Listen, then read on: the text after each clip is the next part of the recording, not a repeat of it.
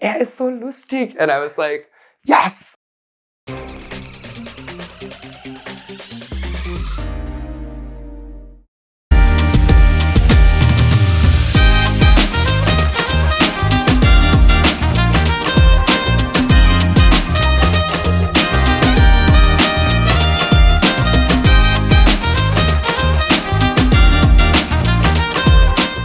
I guess my expectation was to be more of working like individually with the students, but I've actually had the joy of being able to manage my own classes, communicate with the teachers which hours I'm working, and then take the lead of the class and have like the teacher always there for advice and discipline in the back. I also wasn't really expecting the amount of free time that we have because of the low requirements of our schedule. It's really easy to be able to explore other parts of Austria, experience things like with my roommates and things like that I wasn't so much expecting when I first applied to the program. So it's allowed a lot more flexibility than I had thought. I think my favorite part has been really the opportunities I've had with the schools. I've had really cool opportunities at both my gymnasium and my HLW school to go on trips with them, to spend time with the teachers outside of school hours. Last year I was actually invited on like an Erasmus trip to Brussels with my school. So it was easier to like connect with the students in that time frame, not just like in a classroom format, and have more conversations with them. Even though they were a less advanced class, it was hard sometimes to have English conversations in the classroom format, but stepping out of that and going on this trip was really a cool opportunity to discuss with them alongside being invited to like ski days and stuff like that with the schools. I had never expected this opportunity to include those sorts of adventures, and the school has been, both schools were really open to welcoming me and making me feel welcome. This year I am at both a gymnasium and a HLW. So the gymnasium is more like the university track for the students, and the HLW is essentially like a tourism and hospitality sort of industry. So English is of course very important for the tourists that come and visit places. So both schools have really surprised me with their levels of English and how rapidly the students can sort of acclimate to their language abilities, because I know at that age I did not have any sort of foreign language ability to that extent. So that's been cool to see. My number one responsibility is to bring the students to talking, like to encourage their speech, to encourage conversation and discussion.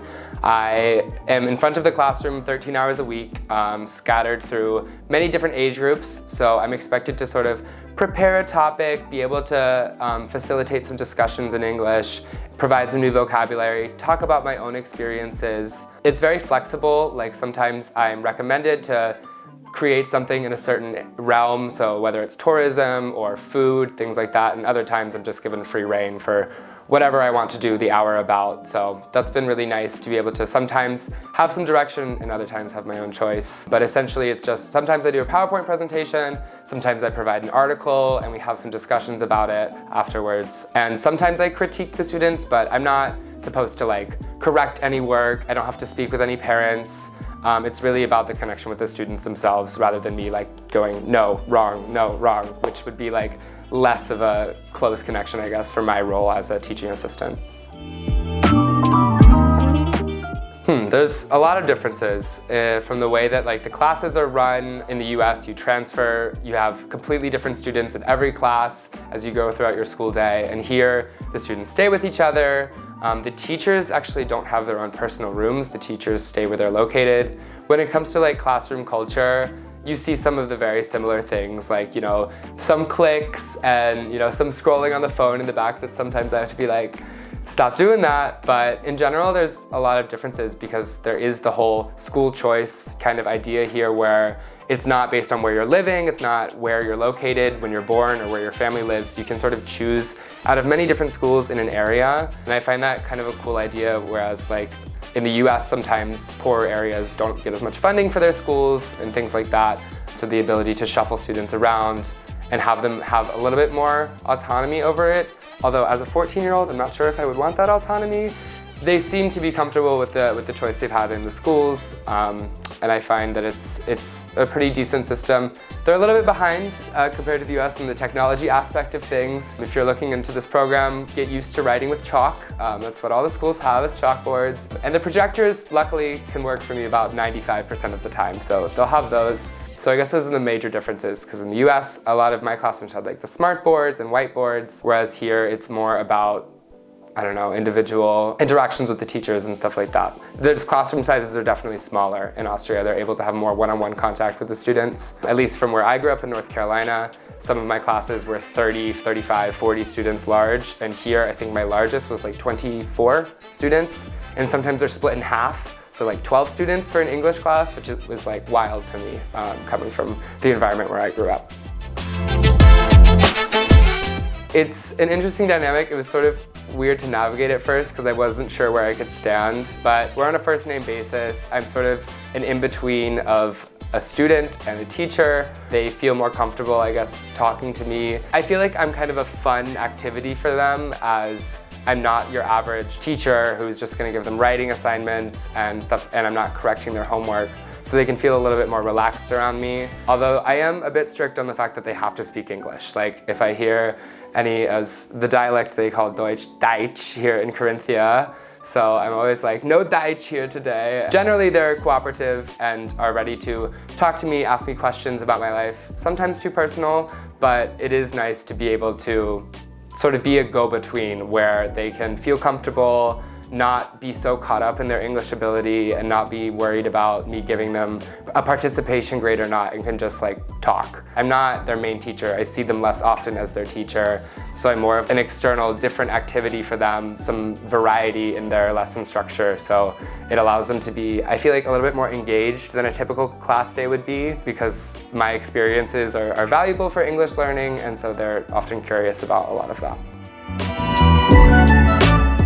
I think because a couple of reasons. One, I enjoyed it so much. I could have selected anywhere else in Austria as well, but I chose to stay here. I was really happy with my schools, happy with my apartment, my flat share, and so I wanted to stay. And also I felt I had finally like scratched into the surface of German to a point where I had a foothold, and I really wanted to continue with my language learning, and so I think a second year has been really valuable thus far in really cementing my German knowledge to a place where it will stay decent for a good time to come. Because, I don't know, the first year you're thrown into the dialect here, which is another story. It's quite intimidating to go from like classroom level German where you speak this fast and this clear to like really fast Southern Austrian dialect. But then finally when it came around to May or like April, March, I felt really confident in it and I wanted that feeling to continue. So the language learning aspect and the fact that I was just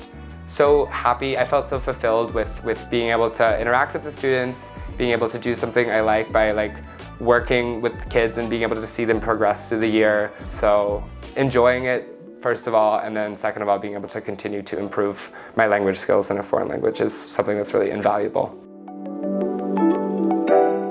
I think just the knowledge that I'm appreciated, whether it's from like the teachers coming to me afterwards and be like, thank you so much, like that was an excellent hour. But this one like student, as she left the room, was like, ist so lustig. And I was like, yes, like I've gotten through to them. And so just being like appreciated for what I do and knowing that because I put some effort into my lessons that is appreciated and that my impacts are being like seen. Because sometimes you can stand up in front of the classroom, look at a sea of blank faces and be like, they don't know what I'm saying. But then to hear after the fact and sometimes get this sort of feedback is sort of something that I really appreciate and has been really rewarding to know that my efforts are actually going to improve their language skills. So I've been very fortunate in the realm that my teachers have been very welcoming and kind. We do like a pub quiz together every other Thursday at a local Irish bar where the workers are Irish. I'm playing in English with Austrian English teachers. I live in what's called a Wohnungsgemeinschaft, so it's like multiple people. So I have a roommate that's Italian Austrian, a roommate that's German French, and a roommate that's German. So then I get the language practice. This region of Austria sits at just this corner of not only 3 different countries, but 3 completely different cultures. Like you have the romantic, Italian language, you have the Slavic, Slovenian language, and then German here in Austria. And so there's just such this influx of people here that in the US, while we have definitely a large multicultural population, it's interesting to see it being so close with each other. You know, it's not people from far away, it's people from an hour away from here that have a completely different lifestyle and speak a completely different language. I've also been able to make friends with other teaching assistants, whether they're from different parts of the US, but several from the UK, Ireland, Spain, France, Italy. Being able to have this sort of common experience as a foreigner in Austria has been able to draw us closer and sort of share our own experiences. One of the our Italian friends has a pizza oven at home and he made us pizza. In the United States, we're very lucky to all speak the same language, so we all sort of know what everyone's talking about, but then it's sort of the difficulty of this communication that can kind of make something really cool out of it and allow people to have deeper levels of understanding of things outside of themselves.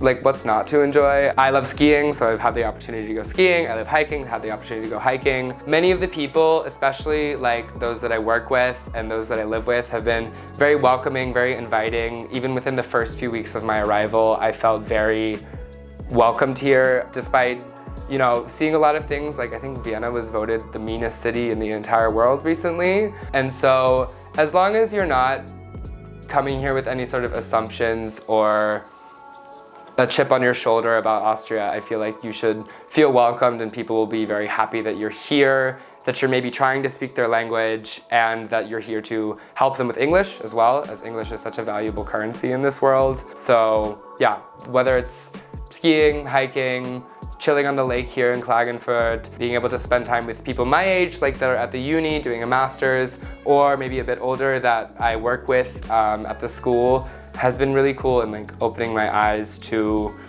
how things work in Central Europe.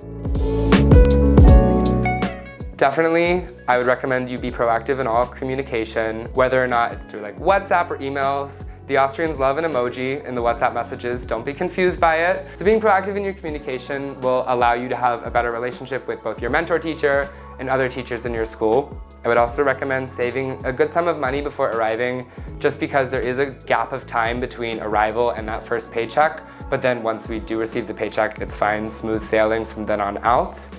And then finally, I would recommend to not have an American perception of negative interactions where we would believe that something had been thought out months in advance, like a grudge slowly building up, and now someone finally has the ability to say something. It's more often than not just like something that has happened in the moment. Like, for example, you disciplined too harshly, or you interrupted the teacher, or you corrected their English in front of them. Like, they'll say it one time. If the situation resolves itself, then it resolves itself and you can move on. It's not meant as like a personal attack, and it isn't something typically that has been building up over time. I've found that people are very ready to say something that is wrong and call it out, especially the old ladies in the street here. Definitely don't cross on a red light, because I found that one out week one, that is not allowed here in Austria. And they will say it immediately. They will have no qualms in saying it to your face. And in some ways it can be kind of a sting, just because the way that at least I in the South was raised is very sort of go around the fact to sort of say it. Whereas here it's more just straight to the point, and just, I guess, not so much thick skin as more of just being able to understand the meaning behind it.